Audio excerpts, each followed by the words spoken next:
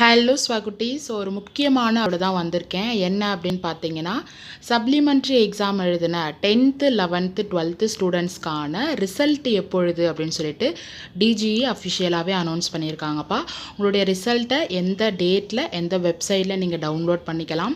And உங்களுடைய ரிசல்ட்டில் உங்களுக்கு satisfied இல்லைனா ரீவேல்யூவேஷன் அண்ட் ரீடோட்டல் எப்படி அப்ளை பண்ணலாம் எல்லா டீட்டெயில்ஸுமே இந்த வீடியோவில் பார்த்துடலாம். வீடியோவை ஃபுல்லாக பாருங்கள் அண்ட் மறக்காமல் சப்ஸ்கிரைப் பண்ணிவிடுங்கப்பா.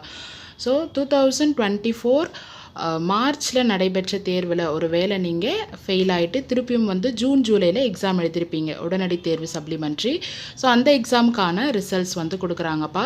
ஸோ 12th எப்போ ரிசல்ட் அப்படின்னு பார்த்தீங்கன்னா 26, அதாவது நாளைக்குப்பா வெள்ளிக்கிழமை பிற்பகல் 2 மணிக்கு உங்களுக்கு ரிசல்ட்டை ரிலீஸ் பண்ணுறாங்கப்பா.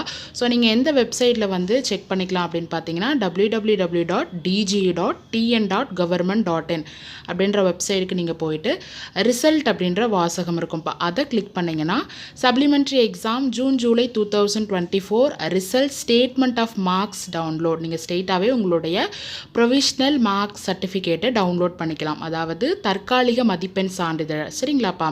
ஸோ அதில் நீங்கள் போய் கிளிக் பண்ணிங்க அப்படின்னா உங்களுடைய roll number and date of birth கேட்கும்ப்பா. ஸோ இதை கொடுத்து உங்களுடைய மார்க்ஸ் ஸ்டேட்மெண்ட்டை நீங்கள் டவுன்லோட் பண்ணிக்கலாம்.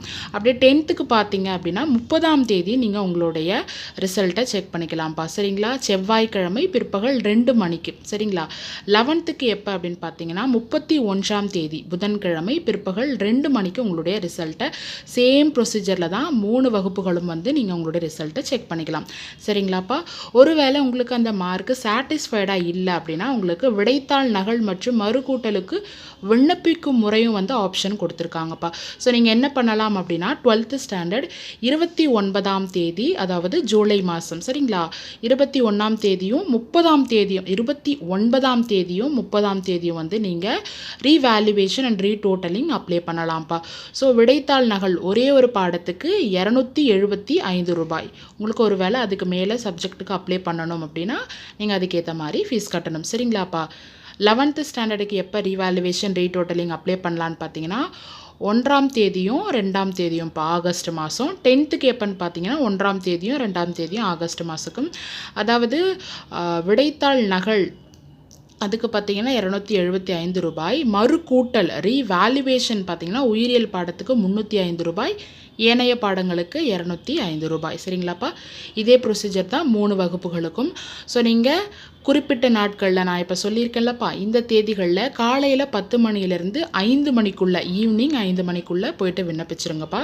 ஸோ எங்கே போய் விண்ணப்பிக்கலாம்னு பார்த்தீங்கன்னா அரசு தேர்வுகள் உதவி இயக்குனர் அலுவலகத்தில் விண்ணப்பிக்கலாம். தென்காசி, கள்ளக்குறிச்சி, திருப்பத்தூர், ராணிப்பேட்டை, மயிலாடுதுறை, செங்கல்பட்டு ஆகிய மாவட்டங்களில் முதன்மை கல்வி அலுவலர் அலுவலகத்தில் நீங்கள் நேரில் சென்று உங்களுடைய உரிய கட்டணத்தை செலுத்தி நீங்கள் விண்ணப்பிக்கலாம். சரிங்களாப்பா? ஸோ அதனால் நீங்கள் ரீவேல்யூவேஷன் அப்ளை பண்ண போகிறீங்களா இல்லை ரீடோட்டலிங் அப்ளை பண்ண போகிறீங்களா, இதெல்லாமே பிஃபோராகவே கிளியராக செலக்ட் பண்ணிவிட்டு அதுக்கப்புறம் நீங்கள் அப்ளை பண்ணுங்கள். சரிங்களாப்பா? என்னை பொறுத்தளவுக்கு நீங்கள் ரீவேல்யூவேஷன், அதாவது ஆன்சர் ஸ்கிரிப்ட் காப்பி வாங்கி பார்த்துட்டு அதுக்கப்புறம் நீங்கள் அப்ளை பண்ணுறது நல்லது. ரீடோட்டலிங் போட்டிங்கன்னா உங்களுடைய பேப்பரில் என்ன இருக்குது அப்படின்னு சொல்லிட்டு ஆக்சுவலி பார்த்துருக்க மாட்டீங்க. அதனால் அது போடுறது எந்த அளவுக்கு பயனுள்ளதாக இருக்கும் நீங்கள் முதல்ல யோசிச்சுட்டு அதுக்கப்புறம் போடுங்க. ஹோப் நீங்கள் எல்லாருமே பாஸ் ஆகிடுவீங்க அப்படின்னு நம்புகிறேன். எல்லாருமே நல்லபடியாக பாஸ் ஆகிட்டு உங்களுடைய அடுத்த உயர்கட்ட படிப்புக்காக செல்லணும் அப்படின்னு சொல்லிட்டு எல்லாம் உள்ள இறைவனை நான் பிரார்த்திக்கிறேன். All the very best. இது ரிலேட்டடாக உங்களுக்கு எந்த சந்தேகமாக இருந்தாலும் கமெண்ட் பாக்ஸில் மறக்காமல் பதிவு பண்ணுங்கள். டாட்டா, பாய் பாய், டேக் கேர்.